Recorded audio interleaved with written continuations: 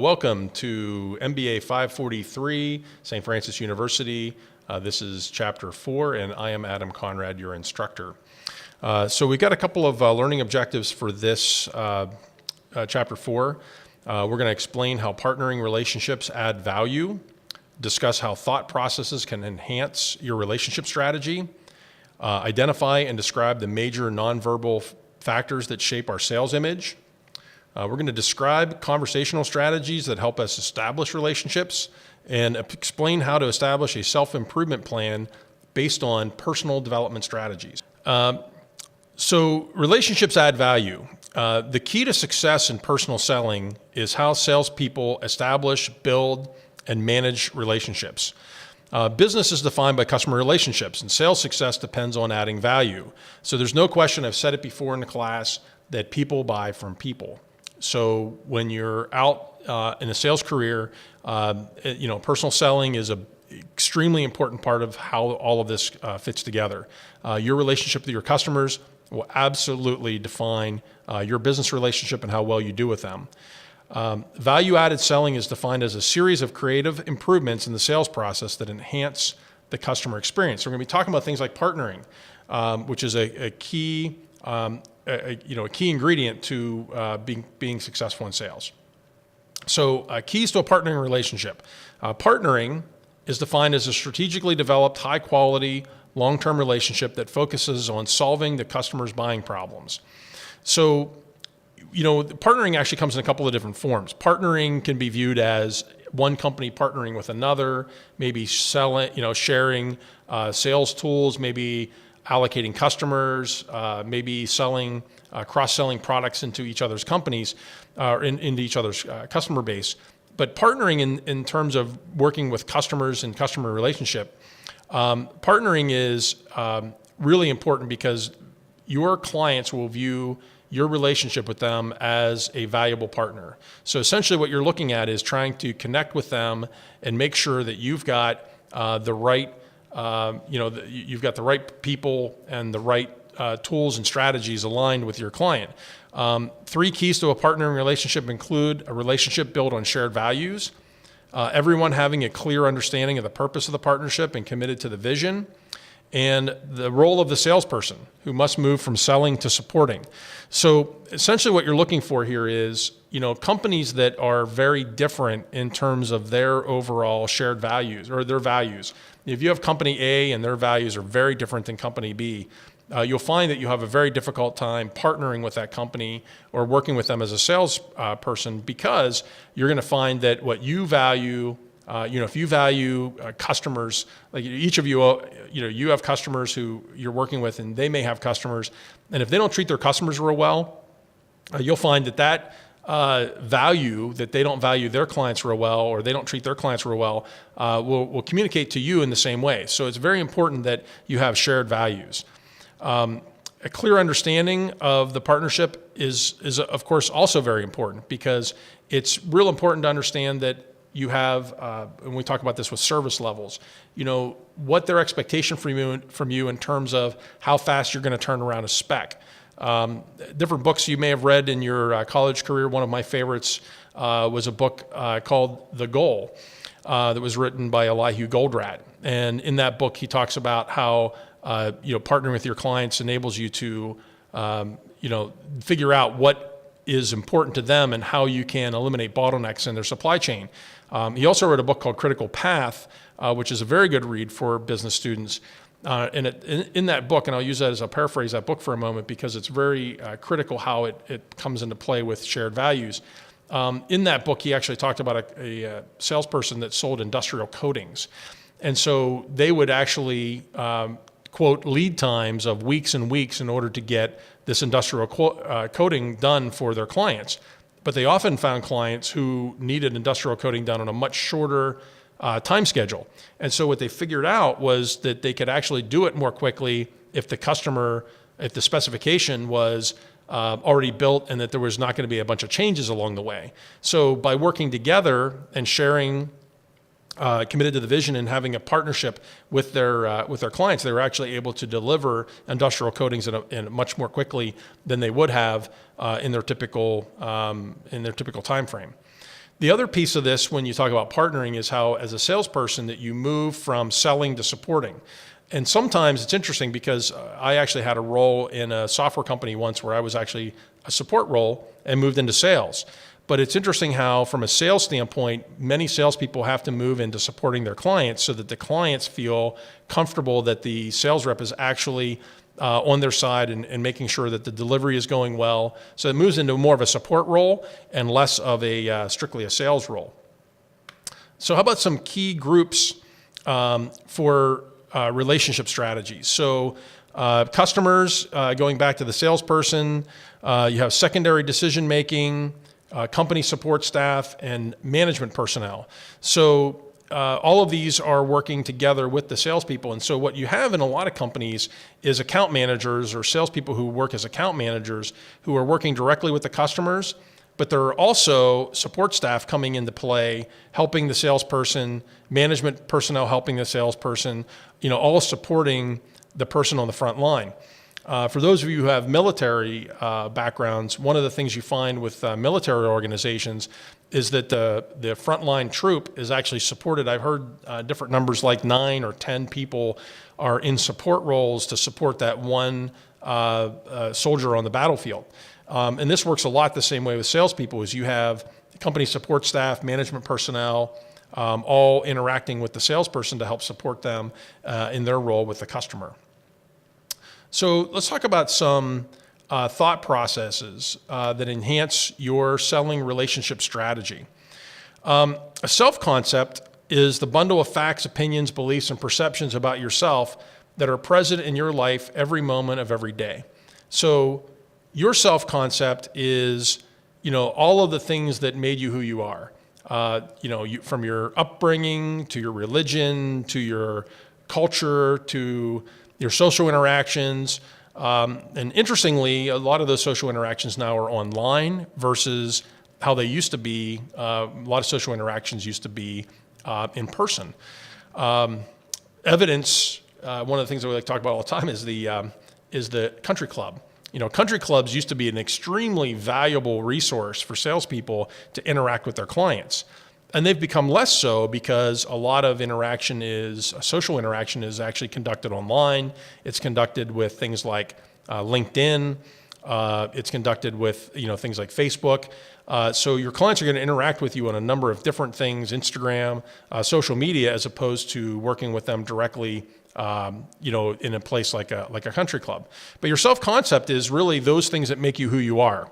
And really, some of that also, keep in mind, is also filters. So the way you view the world is actually, in large part, based on your upbringing, the schools you went to, again, churches that you attended, or synagogue, or temple. Whatever you came up through is part of your self-concept.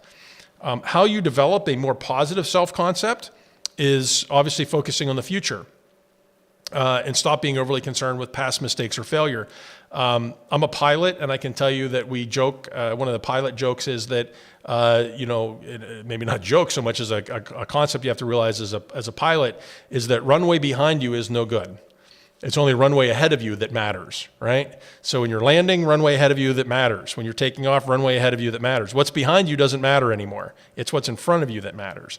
And in large part, that's how you have to look at your career and not be overly concerned with past mistakes or failures, but by looking forward. Develop expertise in selected areas. I couldn't be more bullish on this. A lot of folks think that once you get done with a college degree, there's many folks that think you got your degree, you can stop learning now. What you experience in your life is that you'll be a lifetime learner and that you're always learning something new. I've adopted that as a personal strategy. I'm always trying to learn something new. And so develop expertise in selected areas, again, can help your self-concept by being more positive, by learning new tools, tips, tasks, skills that actually help you level up. And learn to develop a positive mental attitude. This is the glass half full type of an example. So it's real important that your attitude is very positive. It's problem solving. It's thinking ahead. It's proactive. And that's, people want to work with people that are absolutely looking forward and challenging. Which brings us to the win-win philosophy. When you talk about building a relationship strategy with your client, is to develop a win-win philosophy. So in win-win selling, and we're going to talk about different types of selling, which is not win-win, both the buyer and the seller come out of the sale understanding that their respective best interests have been served, so both win. The starting point of the development of a win-win philosophy is to compare the behaviors of persons who adopted the win-lose approach with the behaviors of persons who have adopted the win-win approach. So let's face it, if you have somebody who's very interested in only winning at the expense of others, that person, in my opinion, is not going to go near as far as the person who's trying to develop strategies with their clients and have a philosophy of win-win. So we have a little slide here to give you an example of some win-lose people versus some win-win people. So win-lose people see a problem in every solution. They fix the blame. They let life happen to them. They live in the past. They make promises they never keep. They put out time frames that they don't make. So win-lose people are not very attractive people when it comes to business, because you want people that are actually going to help you problem solve.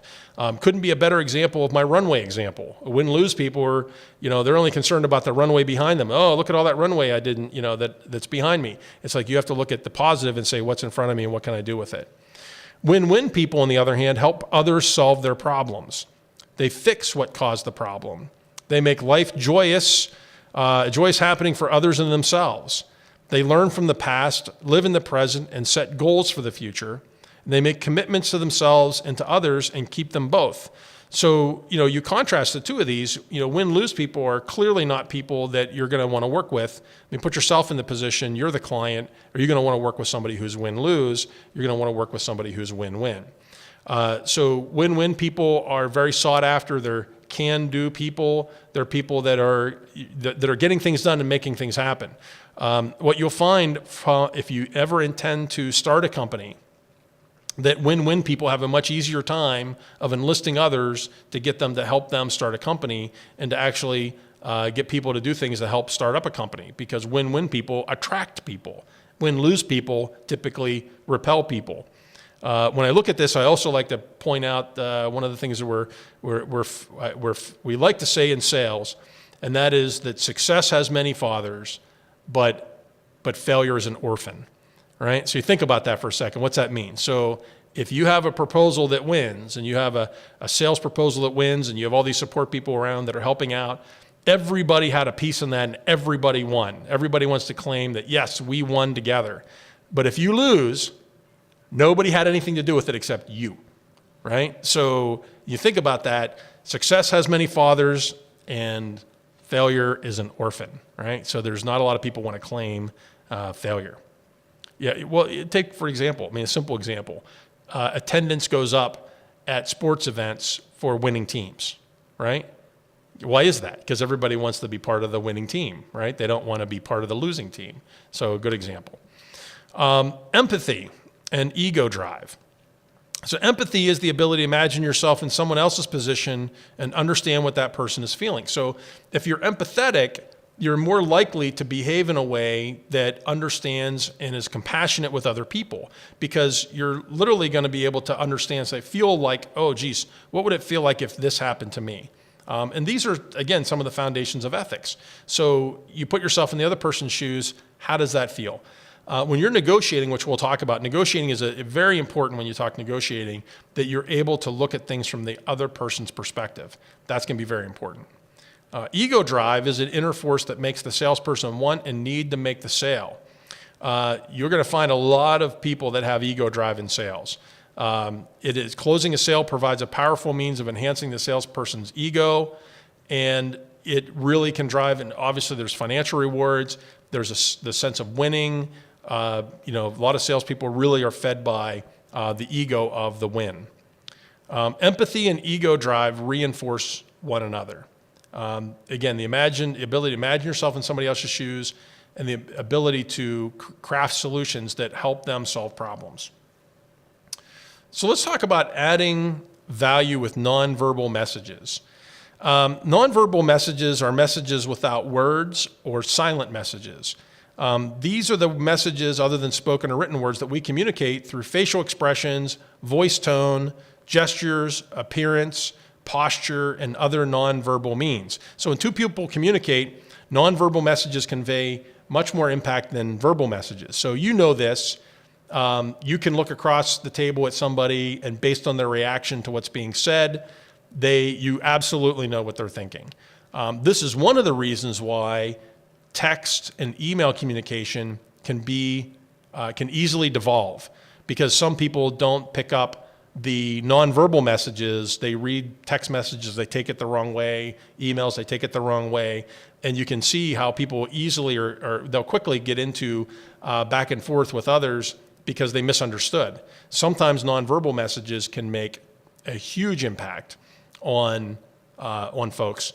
And so it's very important to be able to read these nonverbal messages. There's whole books written on nonverbal messaging and nonverbal cues. So definitely worth taking a deeper dive into nonverbal messaging and nonverbal cues, because there's lots to be learned from that. Let's talk about the influence of shaking hands. So again, in your personal communication with folks, the handshake is an important symbol of respect, and in most business settings, it's the proper greeting.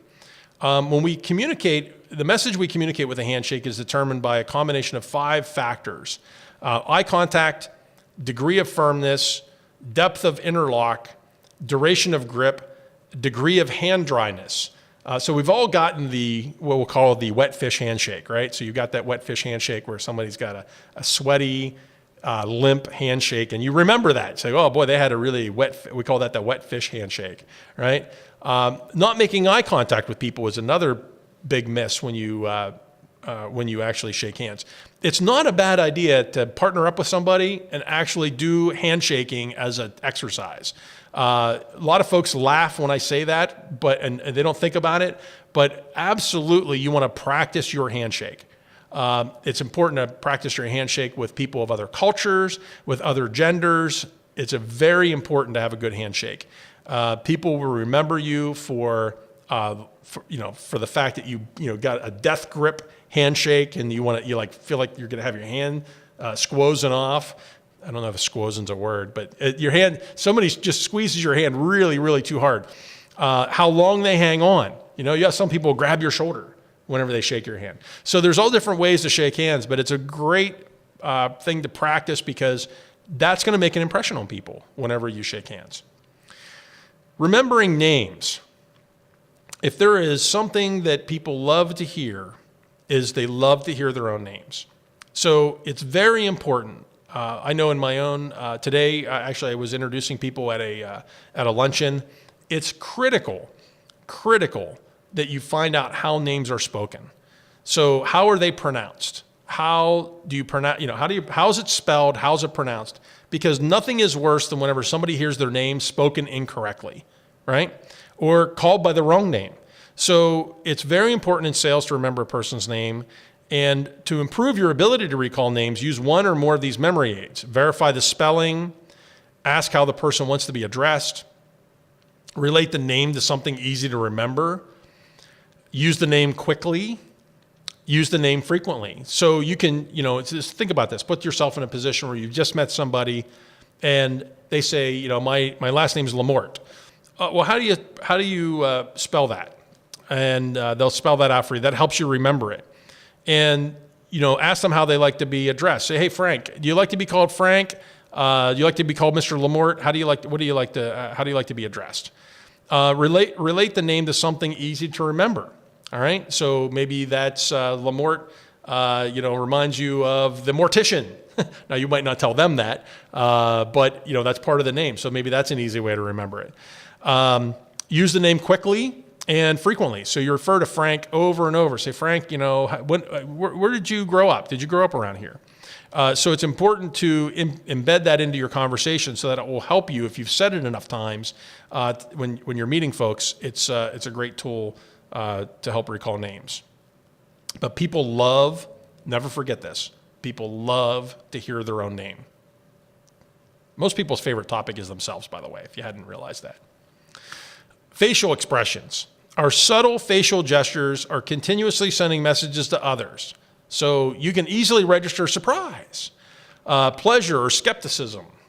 You can put all those together, and people can easily see, what do you think about that? I was, at a luncheon today, and I mentioned a concept to somebody, and I looked at them, and their reaction was they had no idea what I was talking about. I could read it like a book. I could tell when I mentioned something, they were like, I don't know what you mean. So I go on to explain what I meant, and it helps them through the conversation because I don't have to ask them, do you know what I mean? Well, they don't want to say, no, I don't know what you mean. No one wants to appear like they don't understand or that they're stupid. So it's best if you can actually incorporate that. Facial expressions are largely universal, and a smile is the most recognized facial signal in the world. So smiling helps. How about some influence of facial expressions? So confidence, boredom, evaluation. I know as I teach classes in person, I teach people in person, I can look around the room and I can tell who's engaged, who's not engaged, who's bored.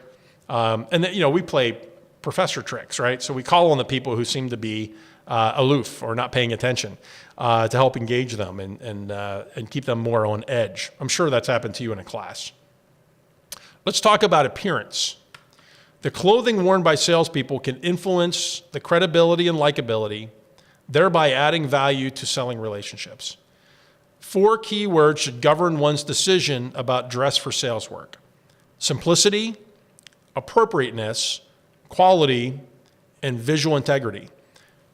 You can read tons of books on dressing for success. I actually had a speaker at a seminar here a couple of months ago actually talked about the fact that when he speaks and does presentations, he's always in a coat and tie. And he will not do his presentation unless he's in a coat and tie no matter what.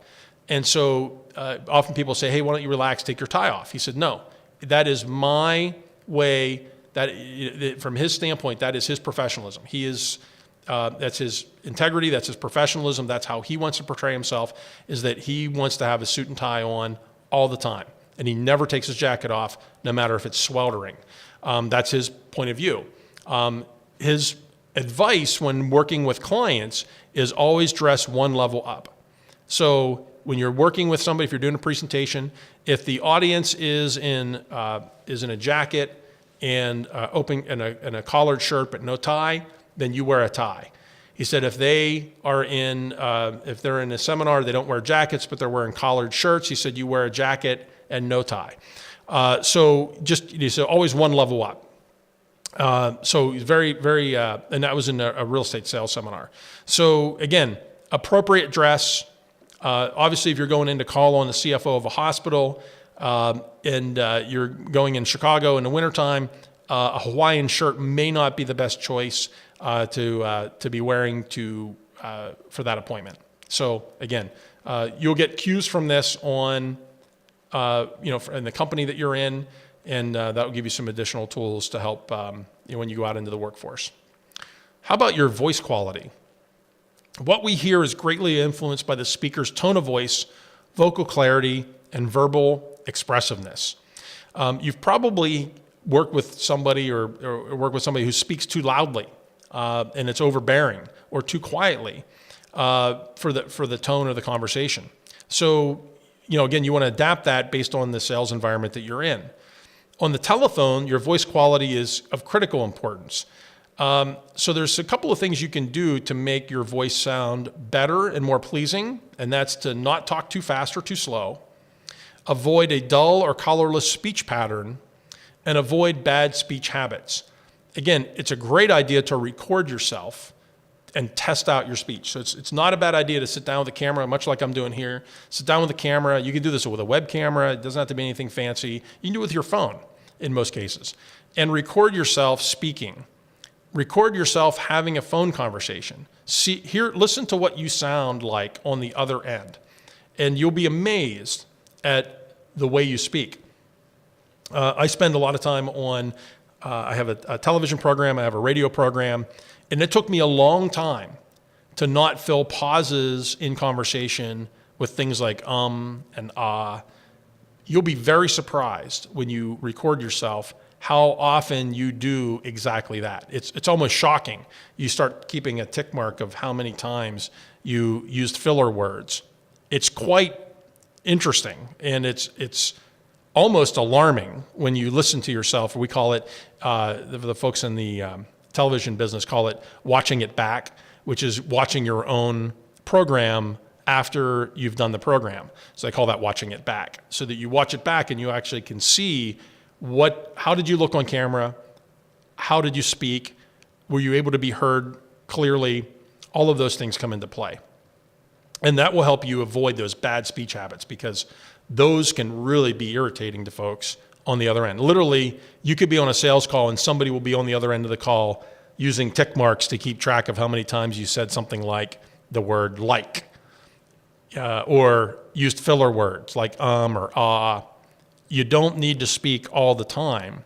It's important in your speech to think about what you're going to say, plan it out, and only use the words you need to use and not use filler words. I hope I'm doing a good job with that. Impact of etiquette. Etiquette, manners, or protocol reveals a number of ways to enhance your relationship strategy and add value. Some rules of etiquette are important to salespeople that are important to salespeople include avoiding the temptation to address a new prospect by their first name. Avoid offensive comments or stories. Recognize the importance of punctuality, and avoid cell phone contempt. And so what we're talking about with some of these things, just because you met somebody just now doesn't mean you automatically get to use their first name. Manners of protocol, particularly when you're in selling environments, you're selling within a large organization, there's no guarantee that it's okay for you to just start using the first name of the CEO or the CFO. It's really important to address them as, with a surname, Ms. Ms. Spencer, would like to talk with you about this proposal. You don't automatically just start talking to Michelle Spencer as if, or as Michelle, just because you met her and you feel like you're on a first name basis. If she wants you to use a different name, typically people will ask you to go ahead, or they'll give you permission. Oh, just go ahead and call me Shelley or call me Michelle. Avoid offensive comments or stories. The story that you think might be funny might not be funny at all to the person you're telling the story to. So it's important to avoid comments that might be off color or stories that might not be something that would be well received. Recognize the importance of punctuality. It's very important to be on time or be early. This is extremely important. Budget your time appropriately. Be early. Being late for an appointment is simply inexcusable. Today, a lot of folks think that it's very casual. You can show up. You can be a little bit late. If something's preventing you from being on time, it's critical that you let people know in advance. You can text them. You can call them, call the receptionist, call their assistant to let them know you're not going to be on time. Particularly with things like cell phones. Again, you don't want to be doing that from your car. You want to pull over, do your texting. It's not a good idea to be texting and driving, obviously, or have somebody else do it. Make a phone call. Say, hey, could you send a message or call them or text them and let them know that I'm not going to be on time. Something happened. There's an ice storm and it shut down the road. Cell phone contempt is another example of just simply being polite. Pulling out your cell phone and answering a call or texting someone while you're in the presence of somebody else, particularly on a sales call, simply inexcusable. You do not want to be using your phone in front of a client. You're there with them to spend time with them, not to be spending time on your phone. So it's of critical importance to have real cell phone etiquette. Turn off the ringer, turn off the vibration, maybe put it away so that you're not distracted by your cell phone when you're with clients. Conversational strategies that enhance relationships. One of the best things you can do if you plan on a sales career, you'd like to know more about this, is to look into the Dale Carnegie books and training materials, Winning Friends and Influencing People. There's a ton of Dale Carnegie training. I've been to a bunch of it, and they teach you all different types of tools that you can use in a selling environment. Not the least of which that Dale Carnegie will tell you that become genuinely interested in other people. One of the things Dale Carnegie teaches is little mnemonics to make sure that you think through conversational items that you can talk with people about. One of them, the most important things that they teach, is to be a good listener. Listen to what people have to say. Ask questions and listen, and ask questions about the things that they say. Again, mentioned earlier in this particular chapter, the most favorite topic for most people is themselves. So let them talk. You want to encourage them to talk about themselves. You want to offer sincere compliments. You want to search for mutual acquaintances or interests. One example I had in a Dale Carnegie session one time was the person that was holding the seminar talked about the fact that one of the things they ask you to do is ask the person you're talking with, what do you do for fun?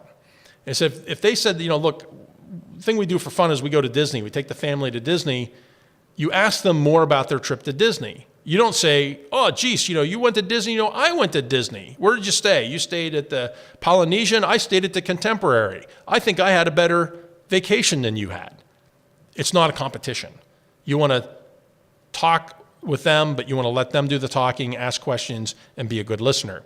And while you're doing that, search for mutual acquaintances or interests. So part of that Disney discussion was, you went to Disney, I went to Disney. Did you have a good time? Where did you stay? Ask them more questions about their trip. Don't compare your trip, your personal trip, to their trip. It's very important.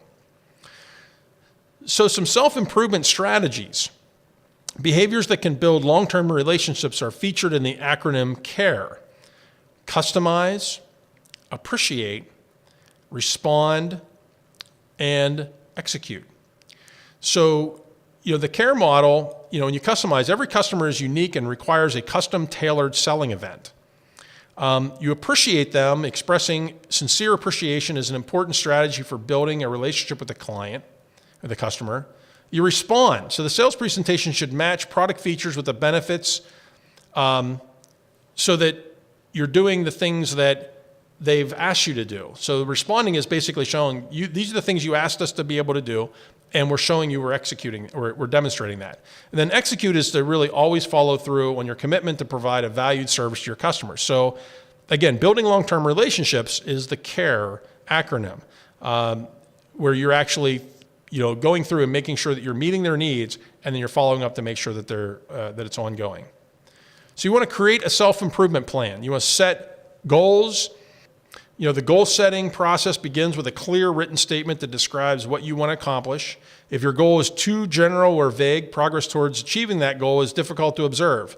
Next, you must identify the steps you will take to achieve your goal. Perseverance is the key to goal achievement.